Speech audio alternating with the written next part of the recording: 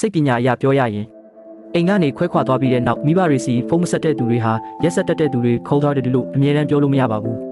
သူတို့မှာ avoided attachment style လို့ခေါ်တဲ့အခြေအနေမျိုးရှိနေတတ်ပါတယ်ဒါဟာအတိတ်ကစိတ်ပျက်စရာကောင်းတဲ့အဖြစ်အပျက်တွေကြောင့်ဖြစ်ပေါ်လာတဲ့ကိုကာကွယ်တဲ့နည်းလမ်း defense mechanism တစ်ခုပါအပြင်ပန်းကကြည့်ရင်သူတို့ဟာတကိုယ်တည်းရက်တည်နိုင်သူတွေဘဝကိုတယောက်တည်းရင်ဆိုင်နေသူတွေနဲ့ဘသူအကူအညီမှမယူတတ်သူတွေလို့ထင်ရပါတယ်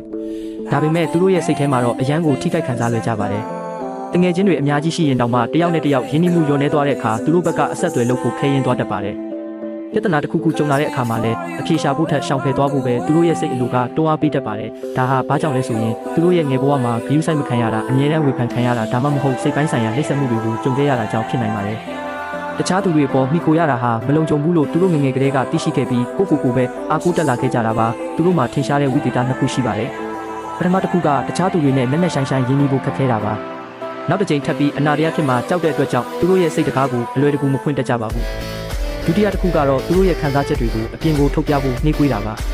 ဒါဟာဘာမှမခံစားရလို့မဟုတ်ပဲနှစ်ပေါင်းများစွာကြာအောင်ဖုံးကွယ်ထားရတဲ့အလေးချင်းကြောင့်သူတို့ရဲ့ခံစားချက်တွေကိုဘယ်လိုဖြောက်ထားရမလဲဆိုတာသင်ယူခဲ့ပြီးသားဖြစ်နေလို့ပါပဲ